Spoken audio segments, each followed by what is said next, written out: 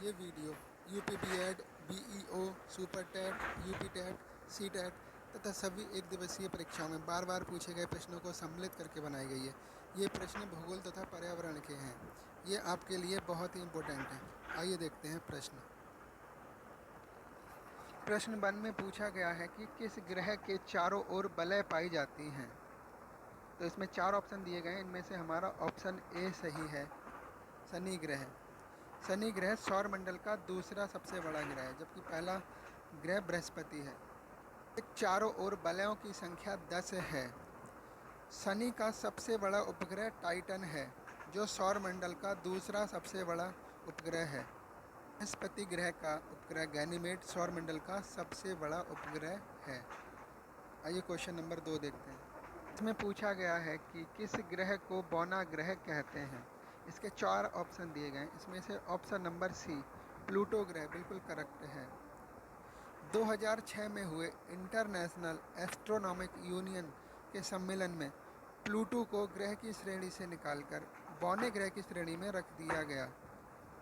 वर्तमान समय में ग्रहों की संख्या 8 है।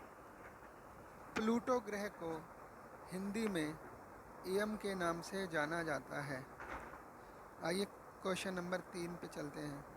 इसमें पूछा गया है कि भूकंपीय तरंगों को मापने के लिए किस स्केल का प्रयोग किया जाता है। इसके 4 ऑप्शन दिए गए हैं। इन 4 ऑप्शंस में से option number B Richter scale correct है। अगर यंत्र पूछा जाए तो इसका आंसर सीस्मोग्राफ होगा। स्केल पर 6 से 10 तक पाठ्यांक दर्ज होते हैं। विश्व में सर्वाधिक भूकंप प्रशांत महासागरीय तटीय पेटी के क्षेत्र में आते हैं। क्वेश्चन नंबर 4 देखते हैं। क्वेश्चन नंबर 4 में पूछा गया है कि सूर्य में ऊर्जा की उत्पत्ति का माध्यम क्या है। इसके 4 ऑप्शन दिए गए हैं। इनमें से सेकंड ऑप्शन बी नाभिकीय संलयन इसका करेक्ट आंसर है। सूर्य की उम्र लगभग 4.5 बिलियन वर्ष है एवं इसके प्रकाश को पृथ्वी तक पहुंचने में लगभग 8 मिनट 16 सेकंड का समय लगता है। सूर्य से निकलने वाली सौर ज्वाला को दक्षिणी ध्रुव पर ऑरोरा ऑस्ट्रेलिस कहते हैं। ध्रुव पर ऑरोरा बोरियालिस कहते हैं।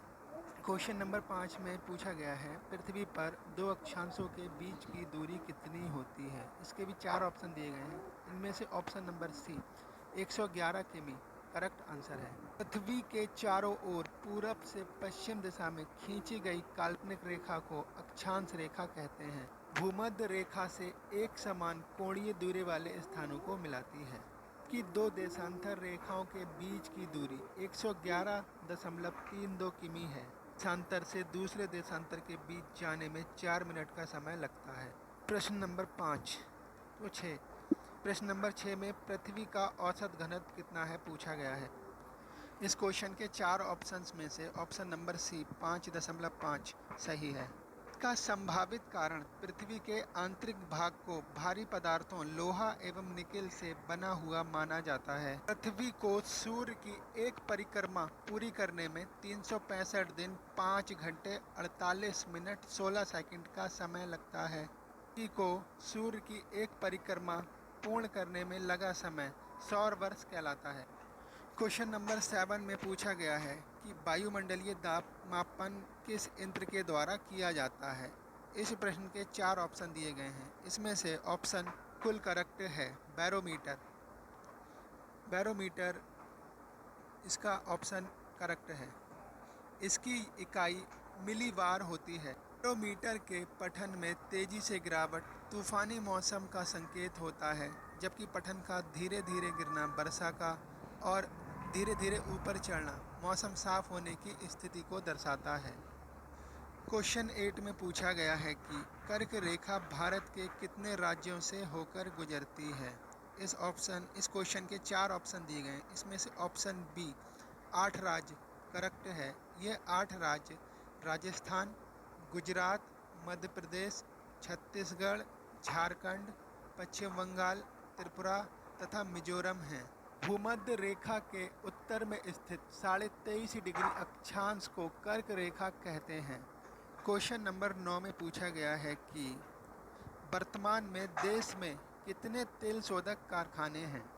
इस क्वेश्चन में 4 ऑप्शन दिए गए हैं। इसमें से ऑप्शन डी 22 बिल्कुल करेक्ट है। वर्तमान में भारत में 22 तेल क्षेत्र में है, 2 संयुक्त क्षेत्र में है तथा 3 निजी क्षेत्र के अंतर्गत आते हैं। अधिकांशतः पूछा जाता है कि भारत में संभाव्य तेल स्रोत पोटेंशियल ऑयल सोर्स कहाँ है। तमिलनाडु, असम और गुजरात में है। प्रश्न संख्या 10 में पूछा गया है कि वायुमंडल में उपस्थित कार्बन डाइऑक्साइड गैस की मात्रा का अन्य गैसों की अपेक्षा कितना अनुपात है। इसमें 4 ऑप्शन दिए गए हैं। इसमें से ऑप्शन नंबर बी बिल्कुल करेक्ट आंसर है, 0.03%।